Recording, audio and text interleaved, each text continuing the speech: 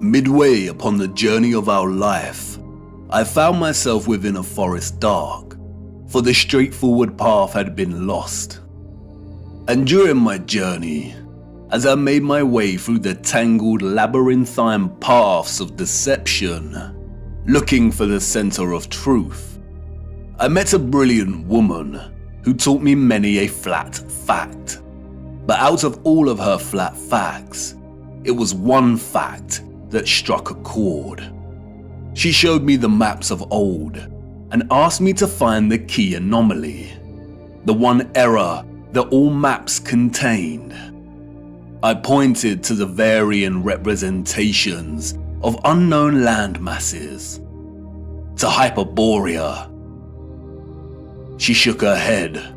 No, find the glitch. We live on a flat plane. Our world is an electromagnetic terrarium, surrounded by an ethereal sea of water. And like all terrariums, after initial creation, they begin to form their own self-sustaining atmosphere. The sun and the moon journey above our flat realm in concentric spirals. There are 5 prominent circles of latitude, we are told. We have the Arctic Circle, closest to the center, the Tropic of Cancer at 23.5 degrees latitude in the northern hemisphere, the Equator at 0 degree latitude, the Tropic of Capricorn at 23.5 degrees latitude in the southern hemisphere, and the Antarctic Circle. The sun journeys from the equator at the March equinox up in concentric spirals to the Tropic of Cancer. When the sun is in this position, the northern hemisphere experiences summer and the southern hemisphere experiences winter. After which, the sun turns and begins making its way back to the equator. The word tropic stems from the Latin word tropicus, which means pertaining to a turn. The sun journeys back, taking the same concentric spiral path, and reaches the equator again. It then keeps going and reaches the Tropic of Capricorn. When the sun is in this position, the southern hemisphere experiences summer and the northern hemisphere experiences winter. After a time, the sun turns and begins making its way back to the equator for the March equinox. The equinox occurs when the sun is journeying the circle of the equator, and those living along this line of latitude will see the sun directly overhead at a 90-degree angle at solar noon. The March equinox marks a season of spring in the northern hemisphere, and the September equinox marks a season of autumn. If you live in the southern hemisphere, this is reversed, and the September equinox marks spring and the March equinox autumn. It is important to note that the sun never reaches the Arctic Circle, nor does it reach the Antarctic Circle. It never reaches the poles. It journeys to the tropic circles and then turns back. The point at which the sun reaches its most northerly and southerly excursion relative to the equator is called the solstice. Solstice comes from the Latin word solstitium, which means point at which the sun seems to stand still. And indeed, many do note that the sun seems to stop on the solstices. And this is because, in a sense, it does. It reaches the most northerly and southerly excursion and turns back. But why the Tropic of Cancer and Capricorn? Who names these circles of latitude? Our historical ancestors did. They had clocks that not only told them the seconds of the hour, the hours in the day, but also the moment of dusk and dawn and the current phase of the moon. Their clocks understood the true time, the bigger picture. They understood the celestial clock. The stars above us, beyond our firmament, and in the waters above revolve at a constant 1 degree every 4 minutes from east to west, that is, anti-clockwise. This means they revolve at 15 degrees each hour. 15 degrees multiplied by 24 hours is 360, a full circle. The stars above are fixed. They do not stray from their anti-clockwise journey, but revolve and complete a full circle every day. Our ancient, historical ancestors knew this. They assigned the stars above into fixed constellations. They divided the 360-degree circle of the sky above into 12 divisional arcs of 30 degrees, in which each constellation of the zodiac resides in. They designated each constellation in each 30-degree arc with an anthropomorphic symbol, most of which are animals. Zodiac is an interesting word. Zodiac, the arcs of the zoo. Yes, the parallels with Noah's Ark are strikingly obvious.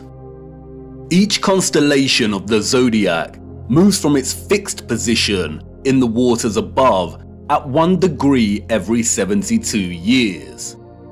The stars in the circle above us are fixed in their positions, but every 72 years the entire circle shifts 1 degree. This is what is called the precession of the equinox. Remember, each arc is 30 degrees.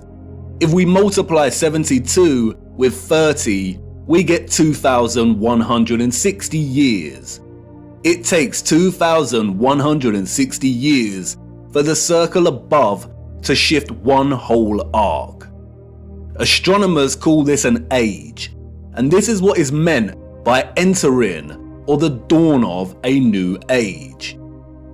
As Wikipedia tells us, the Tropic of Cancer and Capricorn were named such because many years ago, in the days before Christ, the days before BC, the sun was in the constellation of Cancer at the June solstice, and the sun was in the constellation of Capricorn at the December solstice.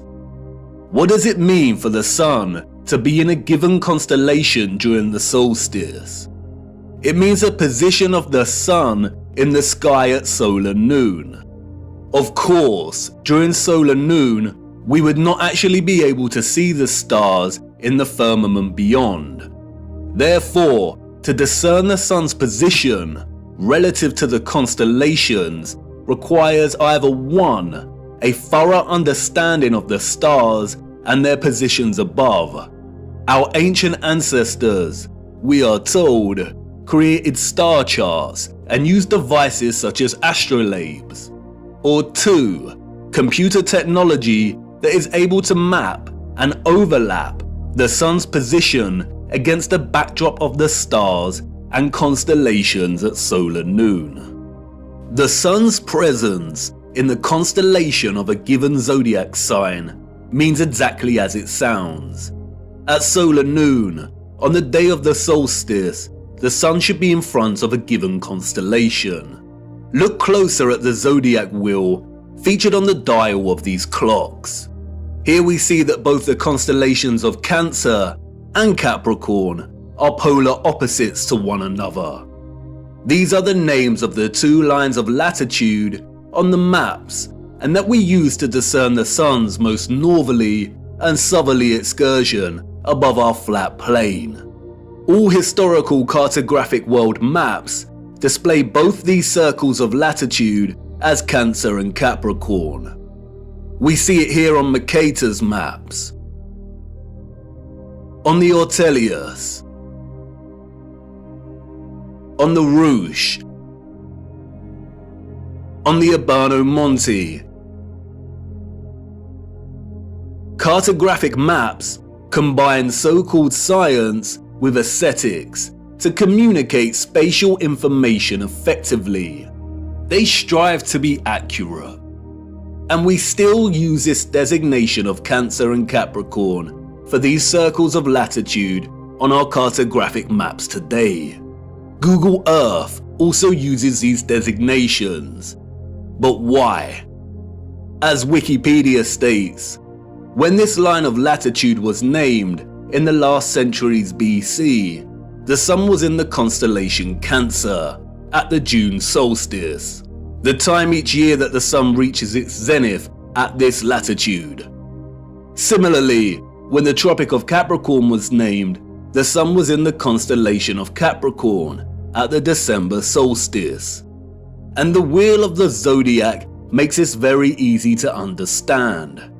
For instance, if the sun is in any given constellation at solar noon on the June solstice, then its counterpart on the December solstice will always be in the constellation opposite to the June sign. And this is represented with a straight vertical line. If, for instance, the sun was in the constellation of Aries at the June solstice, then it will appear in the constellation of Libra in the December solstice. If the sun was in the constellation of Pisces at the June solstice, then it will be in the constellation of Virgo during the December solstice. These signs are, in a sense, bound in their opposition to one another. And this is where it becomes interesting. The vertical line here represents the tropic circles and their respective constellations during the solstices, but they are governed by another circle of latitude, the equator. On the wheel, this is represented by the horizontal line, and you'll see that the lines form a cross. The equator and the tropic circles are bound in unison by this cross. Remember, the zodiac is the clock face of the circle of stars above us. When one turns anti-clockwise, the rest follow. And just like the signs of the solstices, the left hand of the horizontal line here represents the constellation the sun is in during the March equinox, and the right hand side representative of the sign during the September equinox. And it is the left hand side of the cross, the March equinox, or what is referred to as the vernal equinox, and its zodiac sign, which acts as a reference point for the entire celestial coordinate system. It's called the first point of Aries. The naming of this reference point after the sign Aries is arbitrary, or so they say. We also use it as a reference point for naming the age we are in. And if we start in the age of Aries, we can illustrate the precession of the equinox and the designation of constellations to their corresponding circles of latitude quite clearly. For instance, if the sun is in the constellation of Aries during the March equinox, then we have the Tropic of Cancer and Capricorn. We also see that the sun will be in the constellation of Libra during the September equinox. Now the stars above us are revolving anti-clockwise from their usual fixed positions at 1 degree every 72 years, and a whole zodiac arc every 2,160 years. So let's jump 2,160 years to the age of Pisces. The sun is, of course, in Pisces during the March equinox. We have the Tropic of Gemini and Sagittarius, and the sun in Virgo during the September equinox. You'll no doubt have noticed that the wheel represented here turns clockwise, and that's because it's a representation of the constellations, as if your view was outside of the firmament and looking down on the stars. If you were standing underneath this wheel and looking up, it would rotate anti-clockwise. I am using the clockwise representation because it is the best way to illustrate the precession of the equinox. This rotation keeps shifting one arc every 2,160 years, until the wheel makes a full circle, or what is known as a great year. Why is this important? What we see here And what the mainstream narrative confirms is that the tropics of Cancer and Capricorn occurred during the age of Aries. For the last 2,000 years or so, we have been in the age of Pisces. Remember, an age lasts for roughly 2,160 years. And we are now on the cusp of entering into the age of Aquarius. On June 2020, during the solstice, the Sun entered the border of Taurus, and therefore the transition has already begun. And Google will tell you this yourself if you search. A new age, or a precession of 30 degrees into a new constellation on the March equinox, is not some new age, pseudo-spiritual fantasy of astrologists and yogis alike.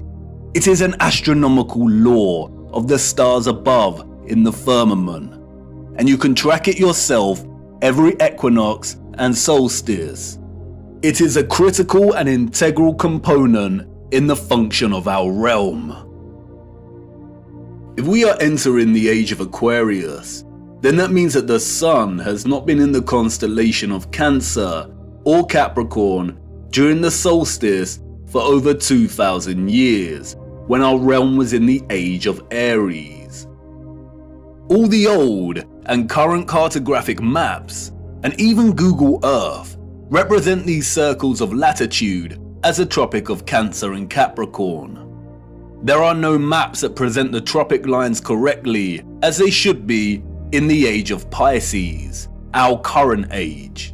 Wikipedia and other mainstream narratives of deception tell us that our ancient historical ancestors of horse and cart and copper chisels named these circles of latitude in the times of BC, and no one in the course of history that followed bothered to change the names of the tropics to their accurate designation. We are in the age of Pisces, and have been for over 2,000 years. The circles of latitude should be called the Tropic of Gemini and the Tropic of Sagittarius. And so what? What's in a name? But this brilliant lady, who taught me this flat fact, was patient. What's in a name? Everything. And until she said it, I didn't realize how stupid I'd been to overlook this. Maps are not just pretty projections of the landmass on Earth. They are practical instruments of navigation. Our ancient historical ancestors, we are told, depended on celestial navigation, on the position of the stars in the firmament above to guide their way when at sea. Follow the North Star. And if perchance their compasses failed, then knowing the map of the stars above would be critical. Believing that our ancestors just continued to use the designation of Cancer and Capricorn for the tropics that was established by their own historical ancestors, who belong to a different age entirely, is absurd. Celestial navigation would have been an essential skill set for anyone navigating their way across the oceans. And if they did have advanced technology, like we have our computers and GPS systems, then would they really be that lazy and neglectful to not bother designating the tropic circles to their correct constellation titles? Did they really invest so much time building the most advanced astronomical clocks only to neglect their maps?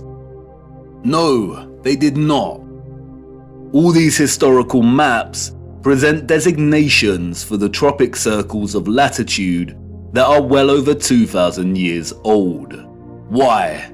And why are we still using this designation today? For you see, these maps, and all our maps, including Google Earth, are tools of deception. Where are the maps from the age of Pisces? The maps of the last 2,000 years? And could these maps actually be over 2,000 years old?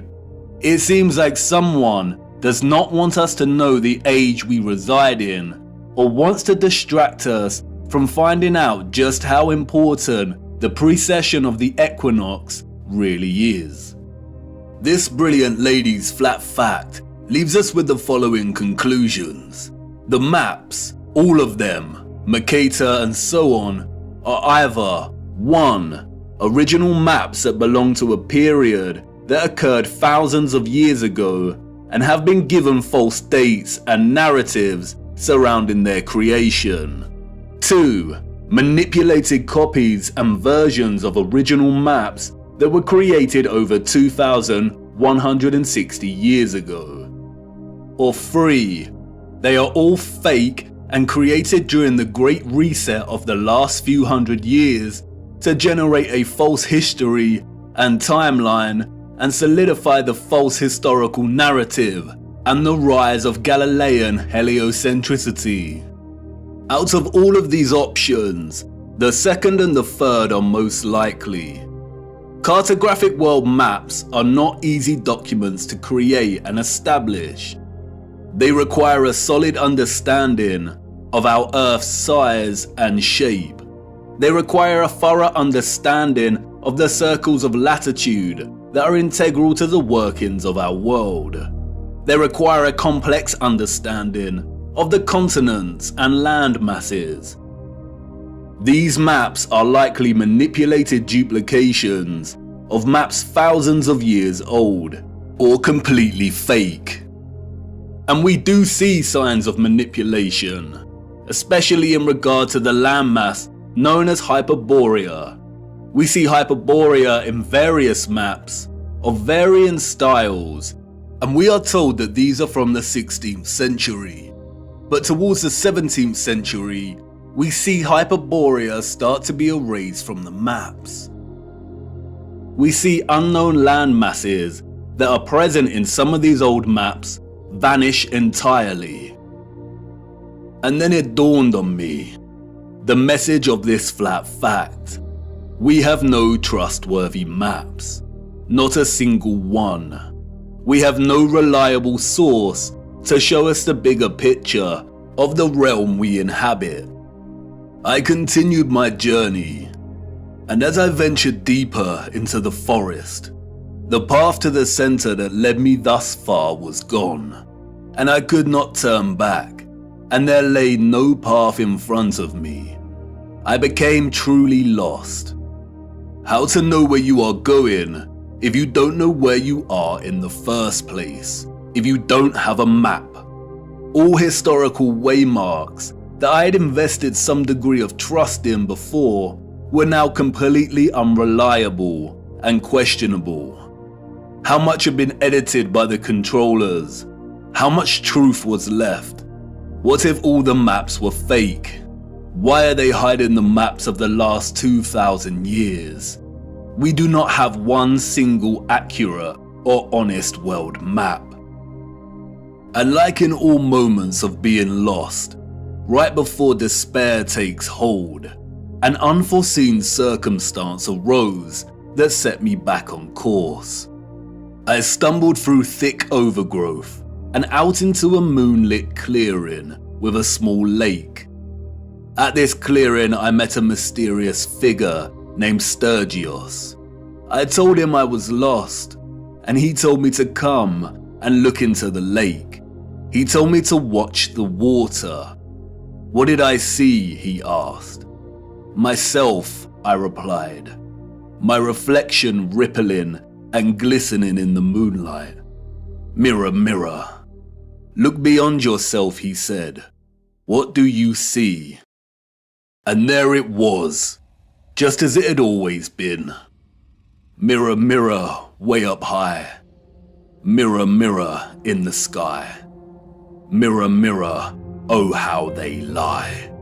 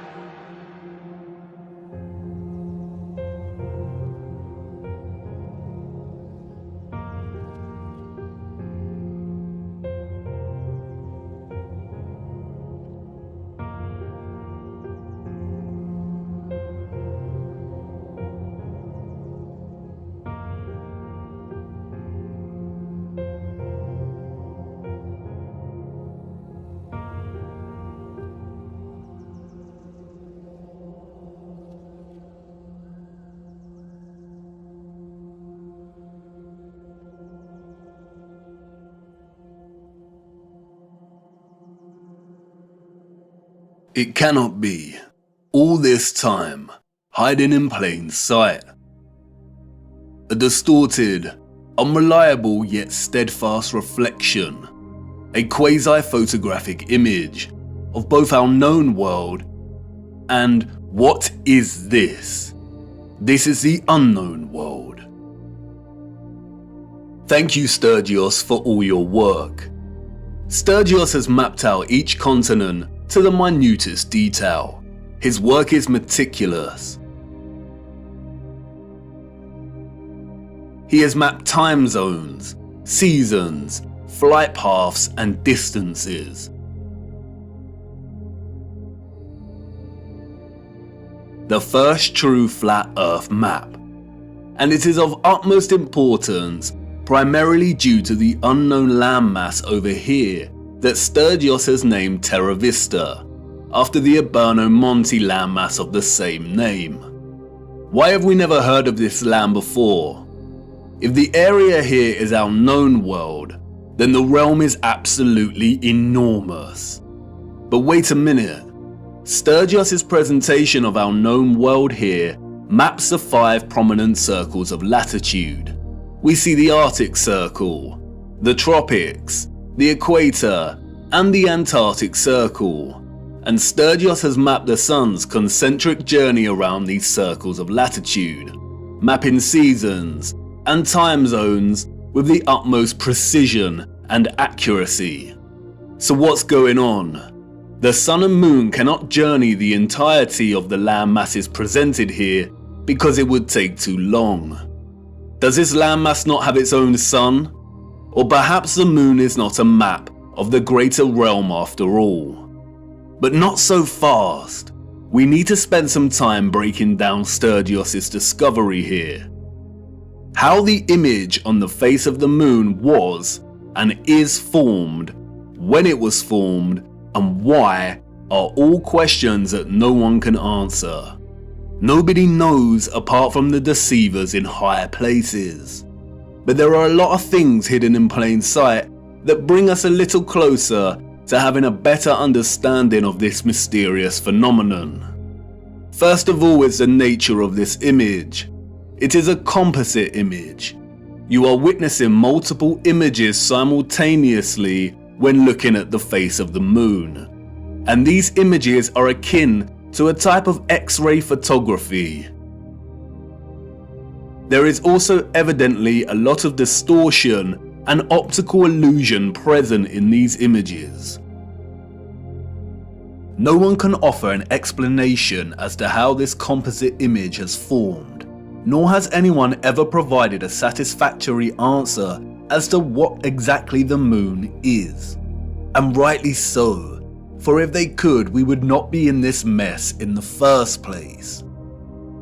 While most alternative views of the Moon's true nature are rooted in nonsensical theories, such as those dreamt up by many deceivers and boys who never grew up, and who like the idea that aliens created the Moon and there exist underground bases deep within its craters.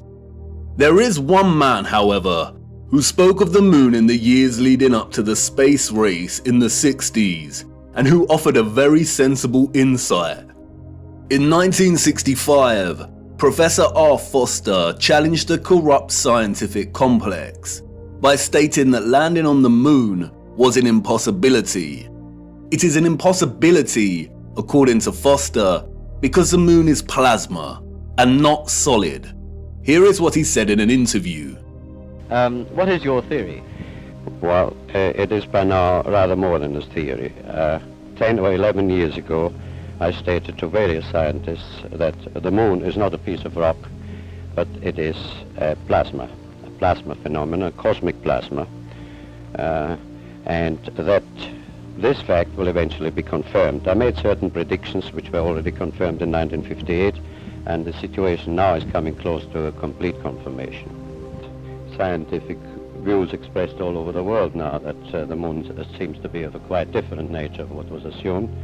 But the Americans and Russians are thinking of landing men on it. Well, that will never happen. Not on the Moon. On Mars, on Venus, on other planets, yes, but the Moon is definitely, as I assert, a plasma. Like most that speak out, Foster was most likely controlled opposition.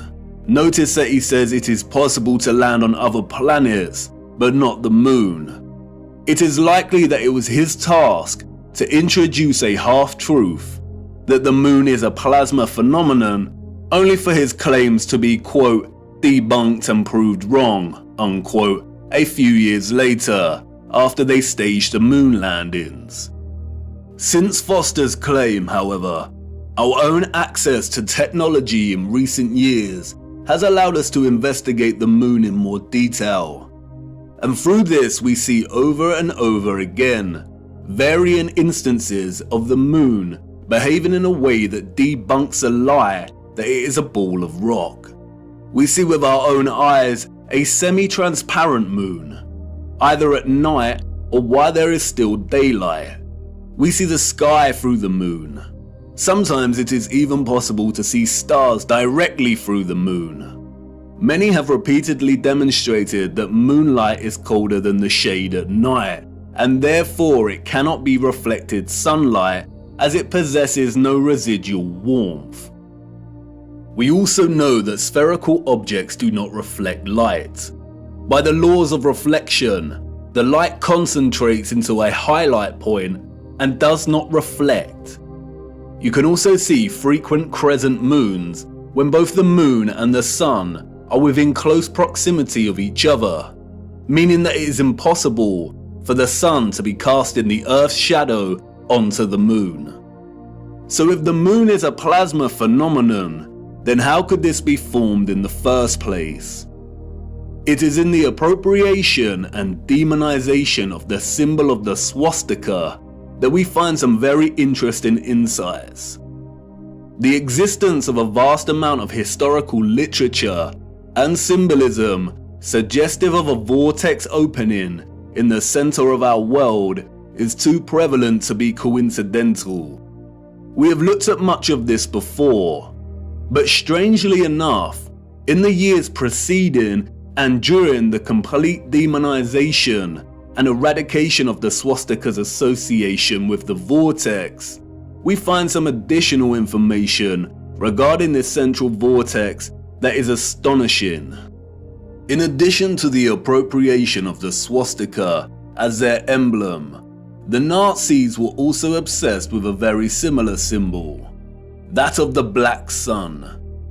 Prior to the rise of the Nazi regime, there existed an occult secret society within Germany called the Thule Society, sometimes alternatively pronounced Thule, that had sub-factions within it. One of these sub-societies, we are told, was the Black Sun Society.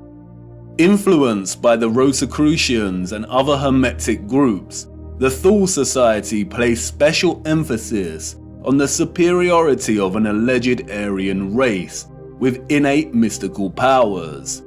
The Thule Society derived its name from a mythical northern country in Greek legend. Thule was supposedly a land located furthest north. Others have called it Hyperborea. The Thule Society believed, we are told, that an elder race, the Aryans, colonized our Earth, and they were located within the center of our hollow Earth. Admiral Byrd, the military Antarctic explorer, also made reference to a hollow Earth with an entrance at the North Pole.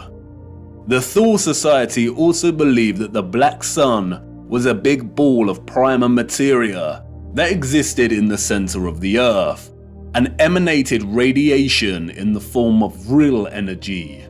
This energy has many names. Some have called it Chi, astral light, odic forces, or orgone. In 1933, the main architect of the event known as the Holocaust, Heinrich Himmler, acquired Wavelsberg Castle, a wonderful piece of old world infrastructure and technology. He supposedly remodeled the castle, and in doing so imprinted the symbol of the Black Sun into the marble floor of what came to be known as the General's Hall. Much of what has surfaced regarding the German secret societies before and during the Nazi regime is deliberate misinformation. carefully controlled with the sole intention of distraction and demonization. The misinformation regarding these societies has served to further fuel the UFO and alien agenda, which many, such as Jordan Safer, David Wilcock and Corey Good, have since latched onto and promoted. They are part of a controlled opposition agenda. They are liars. The sole intention of disclosing information regarding German secret societies was to yoke together a ridiculous concept of a superior alien Aryan race existing within our world's northern core, or opening at the center, with maniacal dictatorship that resulted in gruesome genocide. Or in other words, to make them seem crazier than they already were. The controllers of our realm had to appropriate the swastika and eradicate its symbolic association with the Earth's central electromagnetic and physical vortex. And while I do not think there exists a black sun underneath us, if the notion of this seems absurd and far-fetched, just remember that the majority of the world's population have already accepted that there is some kind of dark sphere beneath them, acting as a source of our world's electromagnetic energy. Heliocentrism has convinced so many that inside their little blue ball hoax, there exists a spherical core of solid iron at a temperature of over 5,000 degrees. Their own black sun. Interestingly, they never represent this iron core with the metal's usual black or dark grey colour associations in their illustrations, despite telling us it is a crystalline sphere of solid iron. Surrounding the iron solid core is an outer layer of molten iron, and it is because of this hot liquid iron, we are told, that the Earth has a magnetic toroidal field.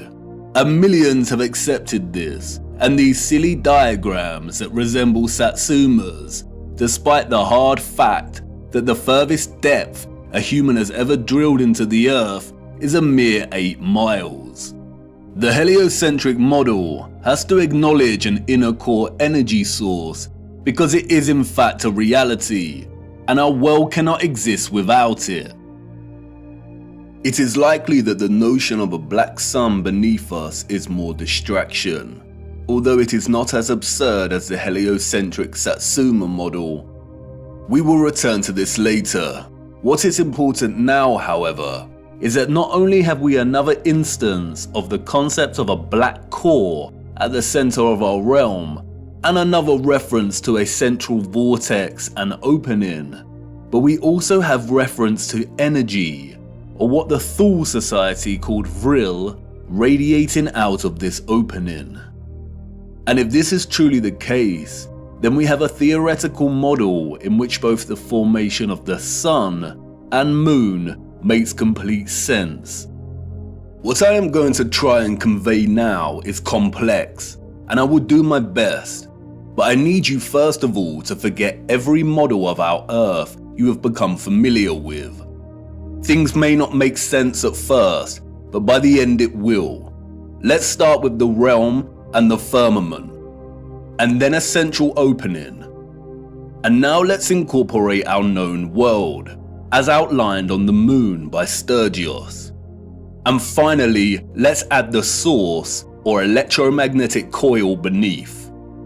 Whether a magnetic rock or an electromagnetic coil, the source of our world's magnetic field is located at the center and beneath, and any source of intense electromagnetism would produce strong radiation.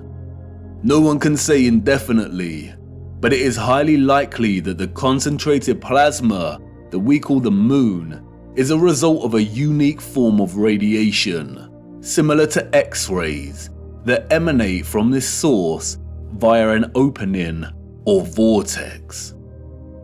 X-rays, or very strong radiation beams, would, by the laws of physics, emanate from this central vortex in diverging straight lines. Like X-rays, they would also be invisible. The divergent beams would continue up until coming into contact with the firmament itself. X-ray beams differ from light beams and do not tend to reflect.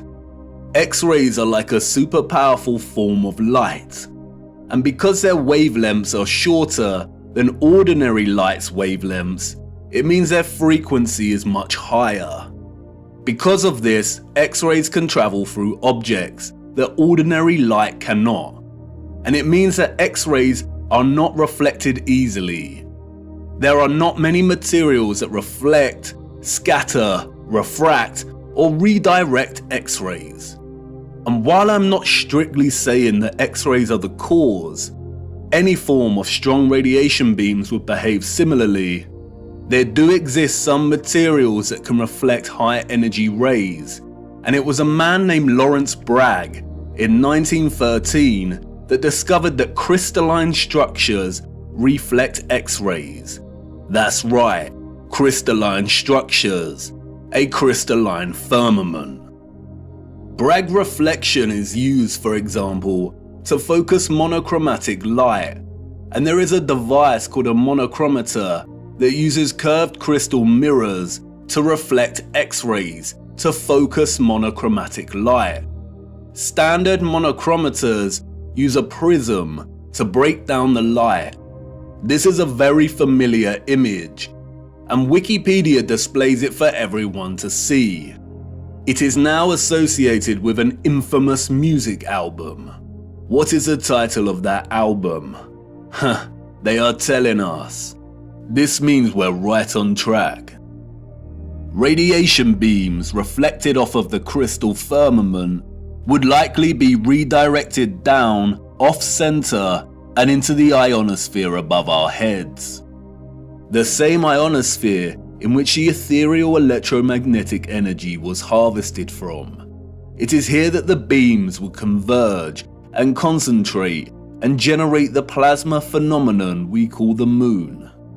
The idea of electromagnetic rays reflecting from the firmament and converging in the ionosphere may seem preposterous, but there are many homemade experiments you can conduct yourself to prove the power of concentrating light rays. As seen here, the rays of the sun reflected in the concave mirror are able to produce intense heat and start a fire. The reflected light rays focus into a point to generate energy. And remember, radiation beams akin to X-rays are much more powerful than light rays.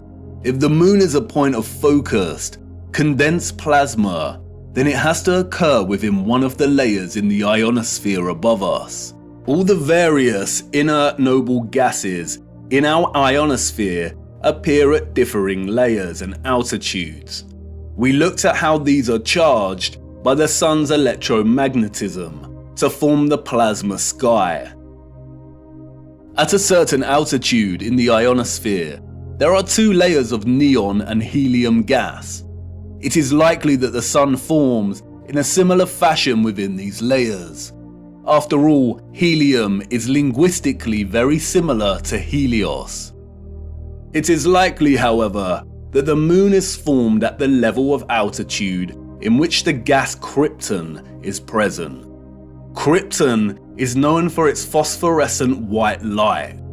It is also used to create non-thermal or cold plasma, as demonstrated by contemporary scientists developing this field today. The primary reason that the moon's light is cold and not hot like the sun's is not known, but it is likely due to a polarity produced by their interaction with our electromagnetic field in the ionosphere, the moon being the dielectric negative polarity to the sun's positive charge. The craters seen on the moon are likely from the generation of this plasma. Perhaps it is some kind of plasma emulsion that displays a kind of outgassing or bubbling, much like we see with urethane paint defects. Recently, bizarre theories have emerged that we live within one of these craters on the moon. This is not correct. The moon is some kind of phosphorescent, concentrated plasma and not a solid object. You can see the formation of this plasma and its craters right here. It is not solid, it is a light. And this is great because we have a very realistic and working model as to how the moon is formed. What we don't have, however, is an explanation as to how the composite image on its face is formed. As I said before, the image we are seeing on the moon is akin to a composite X-ray photograph of our greater realm. And it is not an active reflection, but rather a historical moment captured in time. And of course, no one knows how it is formed other than those in high places. The moon is a paradoxical phenomenon, at once a volatile luminary of plasma that waxes and wanes in its luminosity, and also a steadfast image captured at some point in time that does not seem to change. We only ever see this image on the moon, and it never changes. This strange and mysterious image that has puzzled and inspired millions could be a result of a natural, organic phenomenon, or perhaps even artificial. Again, only the controllers know. The word photo originates from the Greek photos. It means light. Hence we have words such as photosynthesis, which means the synthesis of light, in which plants harvest light energy and convert it into chemical energy. A photon is the quantum of the electromagnetic field, including electromagnetic radiation, such as light. A huge misconception is the notion that photographic imaging is not a natural, organic phenomenon. This is not correct. The word photograph means light drawing. The concept of natural light-sensitive material is well understood. Our bodies begin to darken when exposed to too much sunlight. Depending on the exposure to the UV, our bodies can develop tan lines. The light literally draws on us. Certain textures and textiles can fade or come to the surface when exposed to light, and there exists natural camera obscuras. A natural camera obscura occurs when a darkened space with a hole permits light rays to enter from outside the space, resulting in a projected image of the space outside inside the darkened area. We can even see projected images of a solar eclipse here on the ground underneath a leaf canopy due to the holes in the leaves. Natural camera obscura was, of course, the inspiration for the early development of photographic technology. Interestingly, the noble gas krypton, the same gas present in our ionosphere, has been used for years, we are told, as an integral component in camera flashes for high-speed photography. It is also an essential component in hyperpolarized MRI scanners. There is also a possibility that the face of the moon is not a natural phenomenon, but was a result of an experiment. Photographic and X-ray films are created through a fusion of a gelatin emulsion with microscopic silver crystals. Because of this, exposure to light is able to capture an invisible latent image. During light exposure, the silver halide crystals grow to visible sizes, and this is what is called printing out the image. Microscopic silver was essential in producing traditional photographic images. Without it, the technology would not have been possible in the first place. Interestingly, in their alignment of noble metals with astronomical bodies, the alchemists designated the moon as having rulership over the metal silver. The birth of modern photography began in 1800, we are told, when the uncle of Charles Darwin tried to capture the image produced in a camera obscura. He discovered that by coating white leather with silver nitrate, he was able to partially capture real-life images. The use of silver nitrate was developed further by Louis Daguerre, who went on to birth the daguerreotype and modern photography. But what is interesting is that silver nitrate goes by another name. They called it lunar caustic, in homage to the alchemists' association between the moon and silver.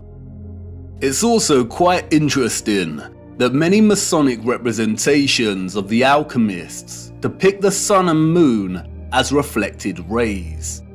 And what are the coincidences that the alchemists, who probably didn't exist in the manner we are told they did, associated the moon with the very metal in which traditional photography is impossible without?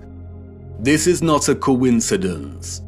Those of the old world knew what the moon was, and perhaps an older civilization that came before them and that were also technologically advanced had a hand in rendering the image on the moon. It's not that much of a preposterous notion, considering that we are continually experimenting with things on a cosmological scale today, staging fake rocket launches that sometimes get caught on the firmament, developing artificial suns, and some demons in higher places are even trying to find ways to dim the sun. Humans have always overstretched their ambitions when it comes to the luminaries, and I don't see why advanced civilizations of the past would have been any different. But how this composite image phenomenon came to be is not important for our journey. It's what it shows us that is important. And perhaps it is best to leave the moon shrouded in mystery. Whether a natural or artificial X-ray photographic image, what is important is its composite nature. The image we witness here is a combination of at least two fixed images that are superimposed upon one another. The first image we are seeing, as Sturgios' groundbreaking work has shown over and over again, is a skeletal outline of our realm's land masses, akin to an X-ray, and in a way we have never seen before.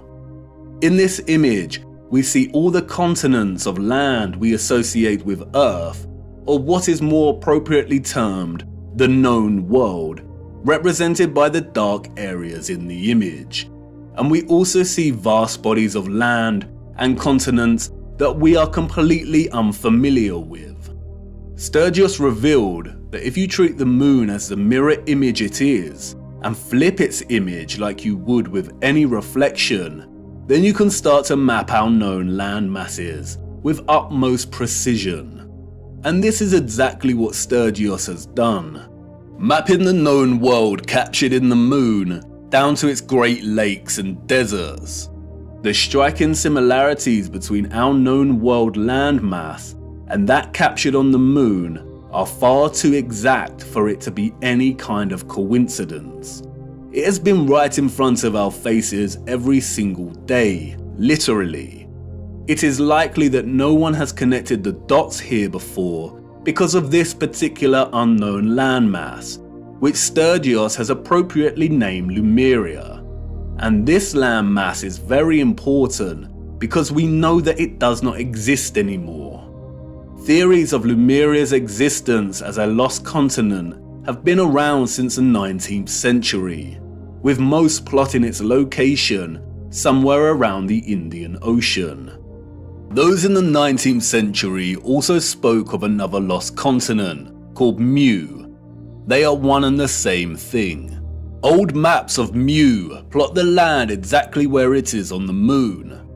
And in 2007, Masaki Kimura discovered huge structures, including pyramids, castles, and roads, on the ocean floor, some way from Japan, a location very similar to where Lemuria is plotted here on the moon. The continent sunk years and years ago, and this is very useful because it means that this image is not an active reflection, but a moment captured in time before the continent sunk. The second image we are simultaneously witnessing in our moon is that of the firmament itself. Yes, you heard me right. The moon is the only known official image of our firmament. The face of the moon is a composite image, and we have to separate the images to fully understand what we are seeing. We have the landmass of the greater realm, and this is one image from one angle. And then we have another image from a different angle. I can only illustrate this by showing you. This specific area of the moon is primarily what gives the phenomenon its spherical 3D appearance. The heliocentric liars love this area of the moon, and they have used it as a weapon of deceit against us. It is not a crater with rays, like they tell us. Look closer. Really look. This is not the markings of a spherical object. It is the apex of the domed firmament from within the dome. Watch closely. This is the composite image on the moon, presenting both images simultaneously. And this is an interior of a hemisphere dome. And now, you see, if you align the central apex point of an interior hemisphere dome, then it becomes quite obvious. If you erase the remaining vector lines of the dome, then it becomes really obvious. And once you see it, it becomes very hard to unsee. It isn't a sphere. That is an optical illusion. It is the markings of a hemisphere dome. And not only is this the interior apex crown of the firmament, it is also a reflection of the center of our realm below. This area of the moon lends its spherical shape because of the so-called rays that emanate from it. But as you can see, it is an optical illusion. The rays are actually hemispherical ribs stemming from the dome's crown. This area in the middle of these ribs is not a crater. That is the vortex directly beneath the highest point of the dome. The controllers have named this area Tycho. It was given this name, we are told, by Jesuit astronomer Giovanni Riccioli in 1651. If it was not for Tycho, then the controllers of our realm would have a very hard time convincing millions that they lived on a giant spinning ball. And like with everything else, they have used Tycho to hide things in plain sight. For instance, another 17th century Masonic astronomer named Pierre Gassendi called it Umbilicus Lunaris, the navel of the moon, which is interesting as Norse mythology uses the same simile of the navel to describe Vergelmir, the whirlpool in the center of our realm. Arthur C. Clarke's Space Odyssey, one of the most famous science fiction novels of all time, features a crater on the moon named Tycho. In the novel, scientists find that there is a strong magnetic field emanating from the crater and discover that it is coming from a black cube monolith buried 15 meters within the crater. A black monolith, a rupus nigra, a magnetic black rock. If you separate the two images, then you can see clearly how they are in fact two images of two different angles that somehow have ended up superimposed on each other. We do not see any oceans or water mass captured in the first image, which suggests there is some kind of X-ray radiation at play. We don't see the vortex at the center in the first image for this reason. And again, no one knows how these images were formed.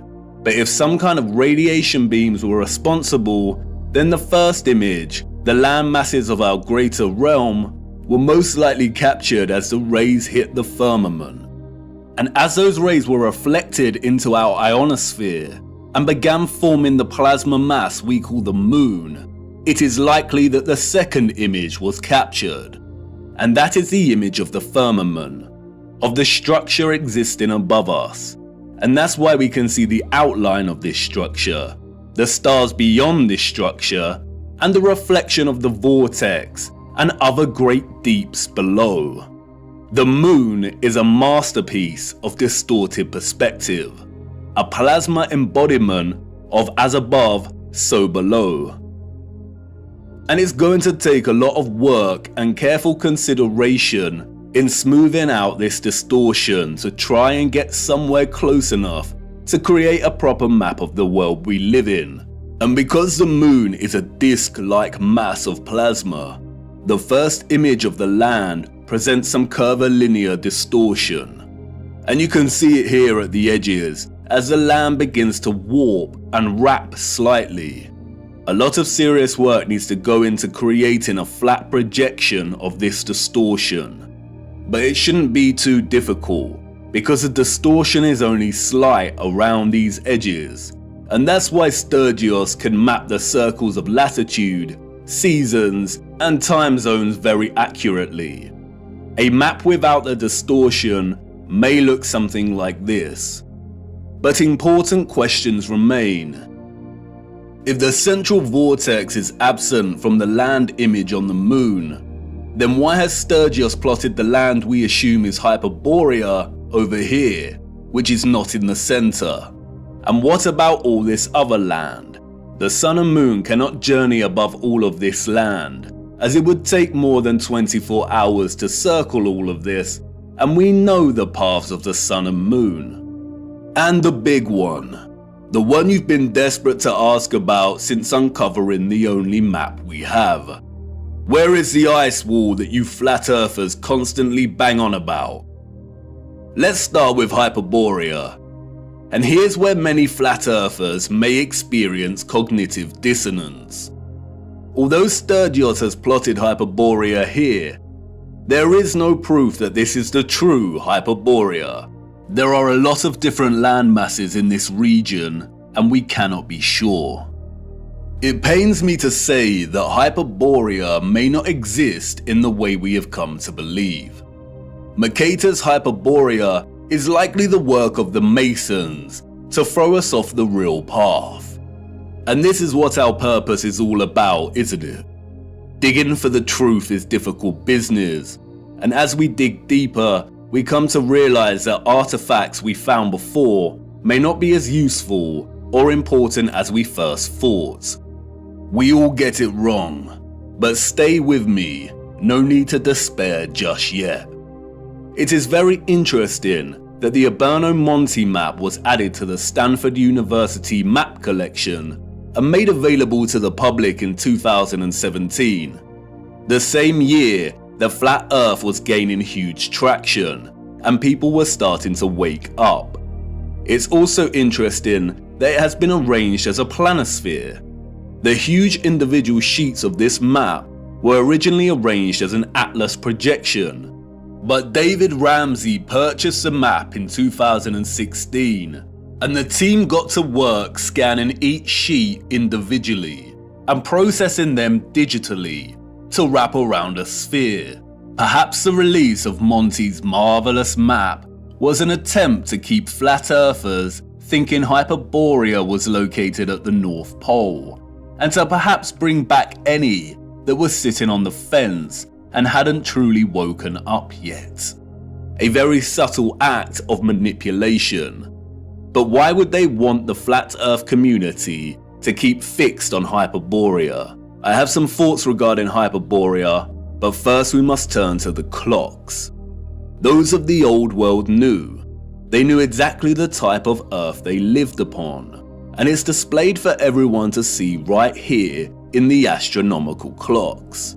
The zodiac dial here, or what is officially known as the ecliptic dial, on the Prague astronomical clock, allegedly constructed in the 15th century, does not divide its 30-degree constellation arcs equally. It is also off-center from the map behind and appears distorted, and so many clocks of the old world present very similar ecliptic dials. But let's look a little closer at this magnificent Prague clock. As you can see, the zodiac dial contains a border that presents a series of vertical lines. These lines represent a chunk of 5 days, and each zodiac section represents a month. Those of the old world use this dial to track the seasons, the phases of the moon, and to present the date. But in a realm of perfect circles, why are 6 of the 30-degree arcs here represented within a smaller space than the other 6? They all contain 5 subsections, so why are they different? As you can see here, the Prague astronomical clock presents the land of Earth in the middle. Why does the ecliptic dial need to be bigger and off-center with the representation of Earth? The official liars of our realm, the satanic controllers, have an answer, of course. They tell us it is because the ecliptic dial is a stereographic projection. Stereographic projection is a mapping function that projects a sphere onto a plane. All maps are stereographic projections. We have no accurate maps. Wikipedia tells us that the ecliptic plane is projected onto the face of the clock, and because of the Earth's tilted angle of rotation relative to its orbital plane, it is displaced from the center and appears to be distorted. The projection point for the stereographic projection is the North Pole. In their fabricated heliocentric model, the Earth has an axial tilt of 23.4 degrees. The controllers needed to invent the axial tilt to justify the entire spherical lie, to justify the seasons, the vastly differing climates, and to justify the absolute fixed position of Polaris over the true geographic north.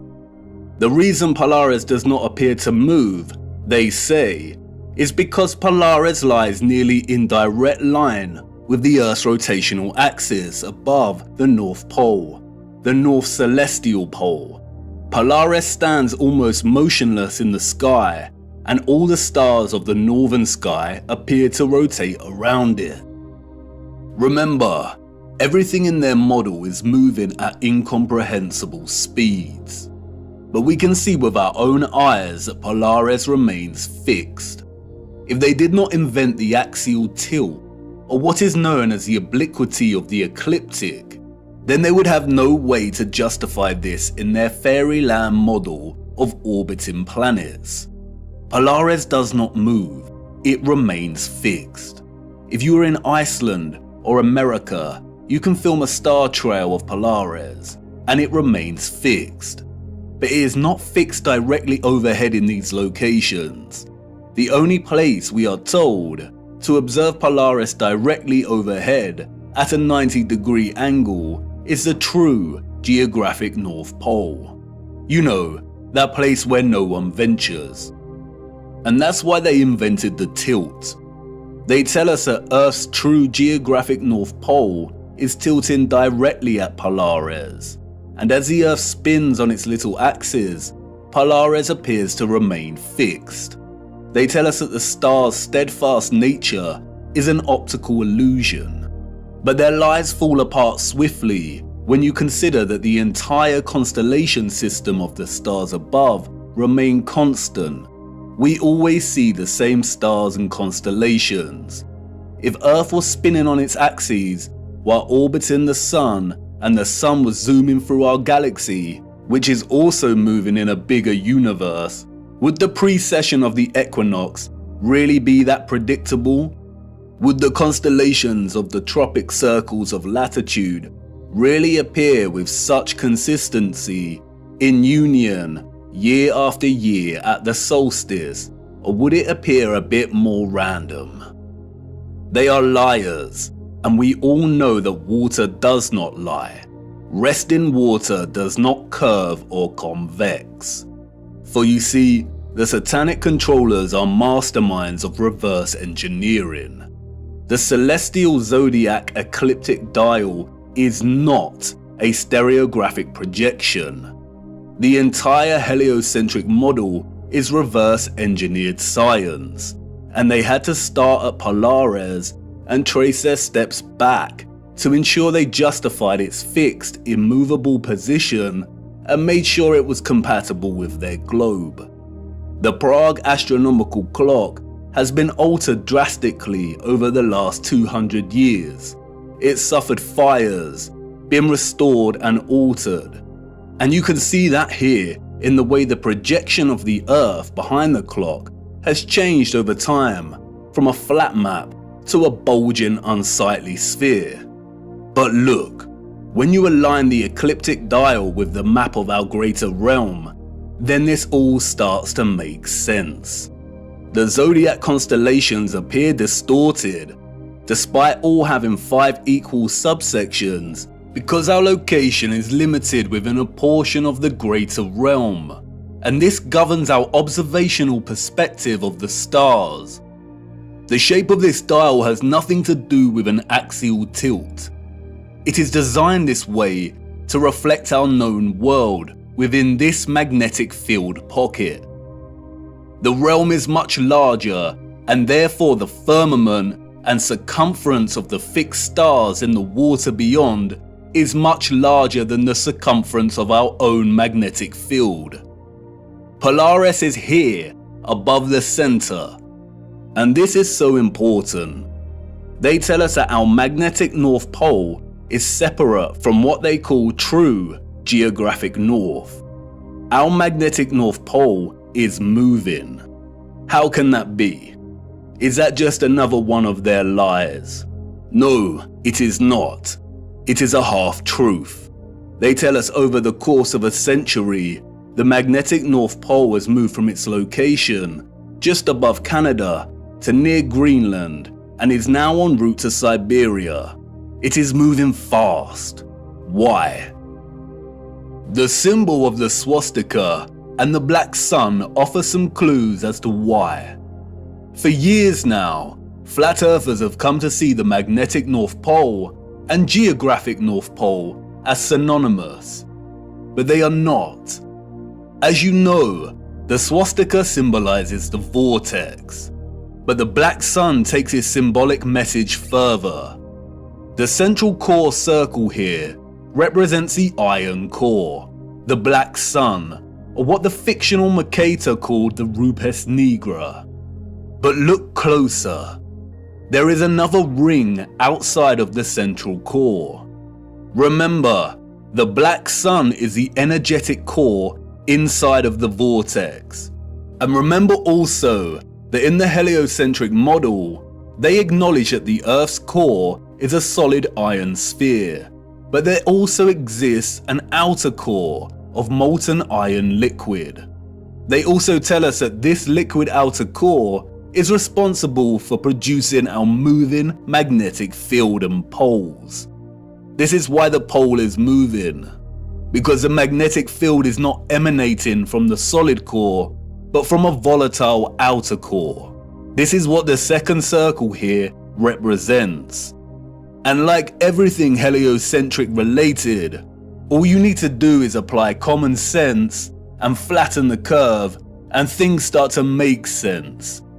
There is not a spherical outer core, but some kind of electromagnetic coil, perhaps even made of molten iron, surrounding the central solid core. At the core we have a vortex opening, but the actual volatile energetic source is beneath. The central core is akin to a central clock dial. It's solid and remains fixed, and everything else moves around it. But it is also the keystone responsible for this entire movement. Everything surrounding our world moves. The stars above move, the sun and the moon, and the electromagnetic outer core under us. And all the while the land itself and central solid core remain stationary.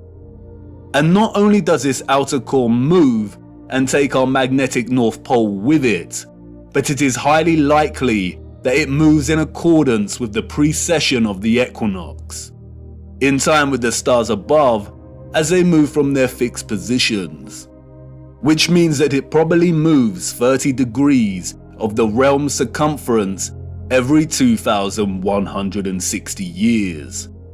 The North Magnetic Pole is slowly moving, and it is as natural as the sun and moon's concentric journey above us. And this is why the symbol of the black sun is a 12-spoked wheel. Each spoke represents a fixed constellation of the zodiac. Each section is an individual age. And the result is a situation like this. Every 2,160 years, our north magnetic pole circles the inner solid core and vortex by 30 degrees. This is why the pole has moved from Canada and is en route to Siberia. It is traversing the outer central circle, or what is more appropriately termed the magnetic circle. We live inside of a perfect clock, inside of God's clock. The sun and moon circle our magnetic North Pole, which is situated roughly at the center of our known world's landmass. But this magnetic North Pole circles the inner vortex and completes a full revolution every 25,920 years, or what is referred to as a great year. Each great year consists of 12 precessional or astronomical ages of 2,160 years each. We are on the cusp of entering the age of Aquarius, and this is why our magnetic North Pole is en route to Siberia. As the North Magnetic Pole circumvents a central magnetic circle, the toroidal magnetic field moves with it. The Sun and Moon are bound in their revolution by our magnetic North Pole, and because of this, they move within our magnetic toroidal field only. This is why the magnetic North Pole will always be the center of our known world. As I said before, the first image of the landmass presented in the moon's face is likely akin to an X-ray image and has not captured any water mass. And because of this, it has only recorded the areas of our realm with high density, such as the land. In the same way, an X-ray image will capture the parts of our bodies with the highest density, like the bone, but not the blood in our veins. In a sense, it is appropriate to view the landmass captured here as skeletal, and because of this, it has not captured the water or ocean surrounding our land, nor does it display a differentiation between the frozen landmass and that which is not frozen. If the sun's concentric journey above us is bound by the North Magnetic Pole here and its magnetic toroidal field, and this entire magnetic field is moving with the pole, then it is likely we have a situation of a changing climate as this process unfolds. All areas outside of our magnetic field will inevitably be frozen and dark due to the lack of sunlight. And this is consistent with what some of the scriptures have told us. I saw the great rivers, and I came to the great river, and to the great darkness, and went to the place where no flesh walks. I saw the mountains of the darkness of winter. This is your ice wall, and it's not a constant, fixed wall. It is continually melting and refreezing with the revolution of the pole over the course of a great year and each astronomical age. Do you now understand why they are terrified of the ice melting, of our Earth supposedly heating up, and why this demonic joke of a man wants to dim the sun? They are using natural climate change due to the rotation of the magnetic pole to justify a whole host of useless measures and money laundering. They are terrified because they are on the verge of losing all control of the narrative.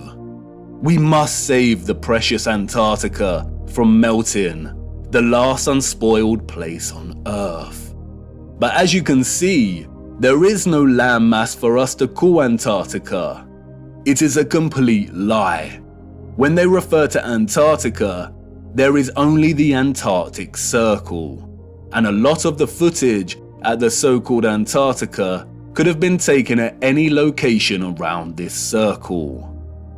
As you can also see, the land masses of South America, New Zealand and Australia all fall within close proximity to the outer edge of the greater world map, and would therefore be within close proximity to the foundations of the firmament itself. This is most likely the reason there is heavy military presence in these regions. The changing climate, the melting of the Antarctic Circle, is as natural as day and night. It is a macro process of the larger clock we live within. We have already discussed how the constellations that the sun is in during the equinox and solstice form a cross on the zodiac wheel when signaling the age and tropic designation. We'll look closer at the Prague clock again.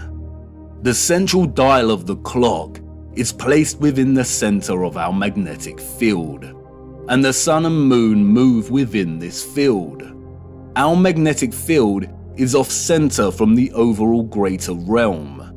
It isn't an even cross, but a true cross, or what is now referred to as a Latin cross or crucifix. We live within the crossbeam of the cross. And in case you hadn't noticed, our magnetic field pocket within the greater realm also forms a crescent moon. Not the type of crescent moon associated with the alchemical mercury and silver, but this kind of crescent moon. The same symbol that the controllers appropriated and redesignated to represent nobility. The cross and crescent are natural expressions inherent in the workings of the timepiece we live within. They are natural expressions of God's clock. And we got it wrong. Polaris is not situated 90 degrees above our north magnetic pole, in the region we call the Arctic, home to Greenland and Iceland. Polaris rests above the vortex at the center of the greater realm. And this is where the distinction between geographic cardinal directions and magnetic directions needs to be emphasized. When we travel across our known world, or the land within our toroidal magnetic field, we use a magnetic compass, and the magnetic pole is in the center. That's why when we travel from west to east, we go in a circle, and when we travel north, we go towards the center, and when traveling south, we move directly away from the center. However, there also exist geographic cardinal points. And what do the scriptures have to say about this? It's right there in Enoch's reference to the 4 quarters of the world. Our magnetic field, according to Enoch, lies in the geographic north of the greater realm. And the first quarter is called the east, because it is the first.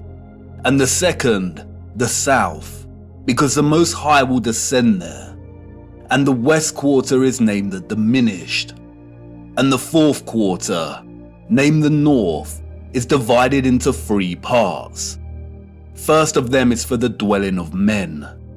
The second contains seas of water, the abysses and forests and rivers, and darkness and clouds. And the third part, the garden of righteousness. The vortex is in the center of the realm, or what is more appropriately termed true north. The X-ray image of the land on the moon map does not display this vortex, but as discussed, it is present in the second image of the firmament. At the crown of the firmament, we see it reflected, the navel of the world. It could be that the garden of righteousness that Enoch refers to, and what is also known as Hyperborea, is located right where Sturgios has plotted it. But this land is not the true north or central vortex. That can only exist in the center. And as stated before, there is some curvilinear distortion present in the composite image on the moon's face. I have used my little colourful map here strictly for illustrative purposes. I am not a map maker, but I did attempt to smooth some of this distortion out. Let's hope Sturgios tackles the distortion. And in both my quick attempt and the actual moon map, we do see a body of land right in the centre, right here. Perhaps this is the Garden of Righteousness, surrounding the central vortex. And perhaps Enoch's reference to it being located in our northern quarter is because it can only be accessed from within this quarter. Who knows? It is likely that the controllers deliberately put Hyperborea at the Arctic in the fraudulent maps to throw anyone of a curious and adventurous nature off track. If someone set out to find true north using these maps, they would fail.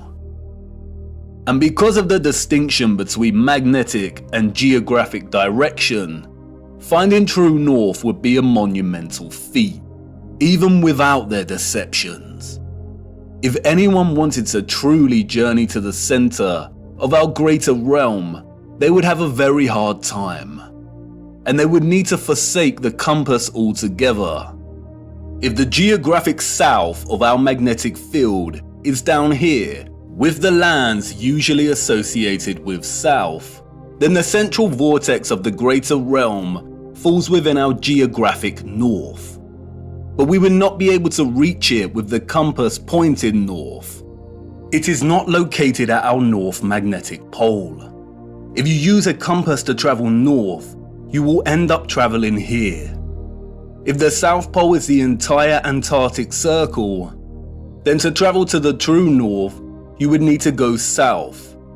But even then, this would most likely fail. If the center is made of iron, then at some point it would supersede the southern magnetic pole of our magnetic field. If by chance you were lucky to head in the direction of true north, then the compass would most likely fail altogether due to the iron core.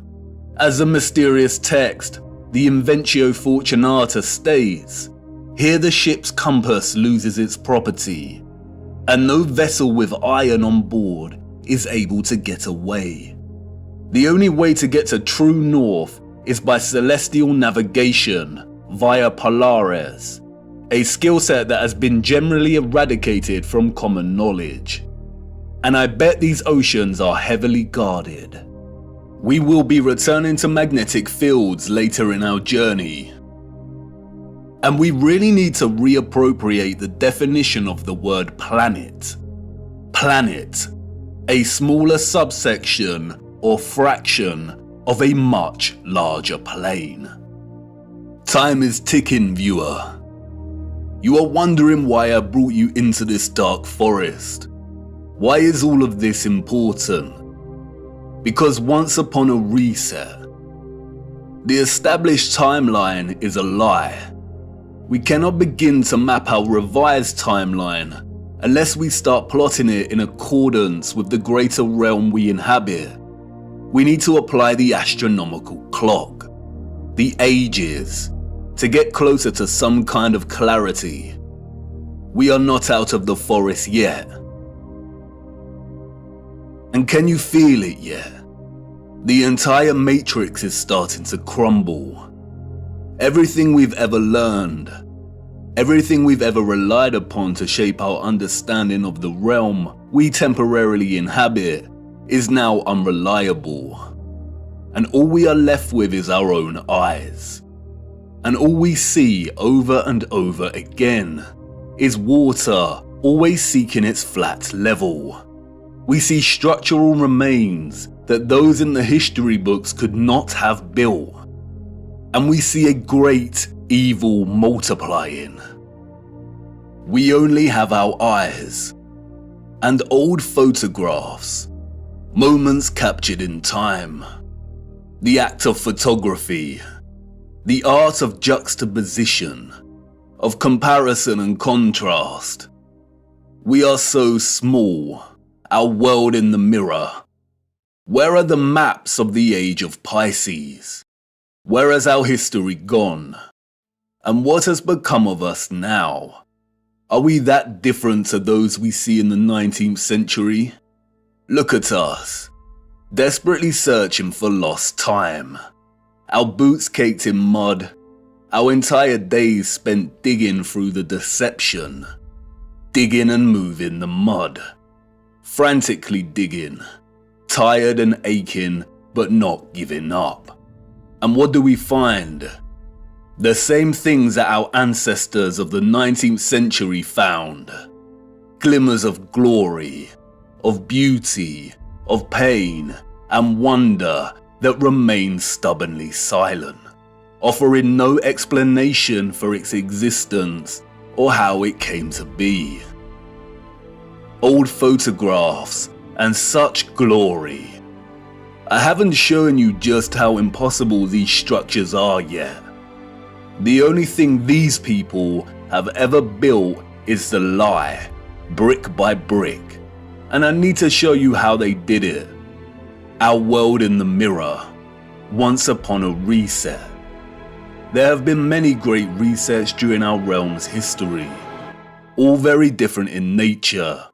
We need to look at all of them.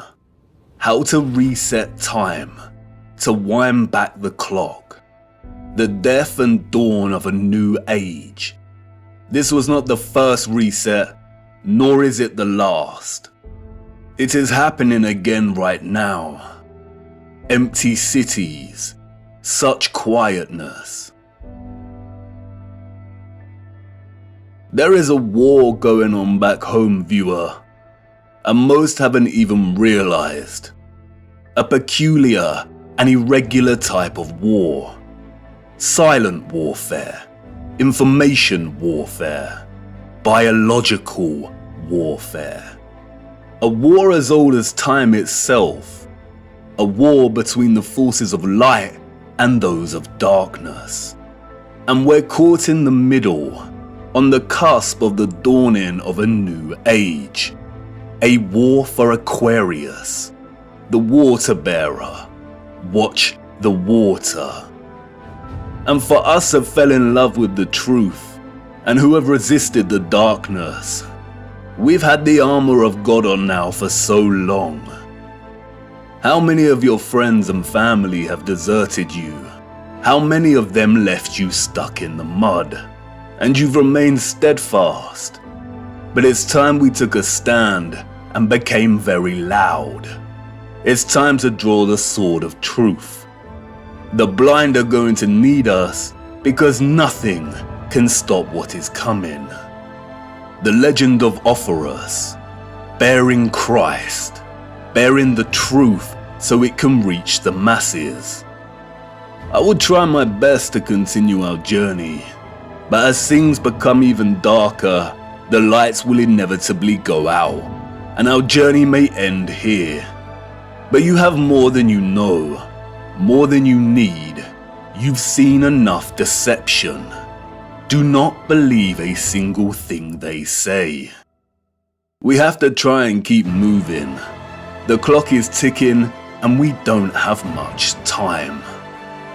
We need to go to Siberia. There is something frozen in the ice that needs examining. Come on, it's time to address the big question. Who were the citizens of the future? And it's not what you think. The timeline is wrong, and the maps are fake. This is not the answer. No.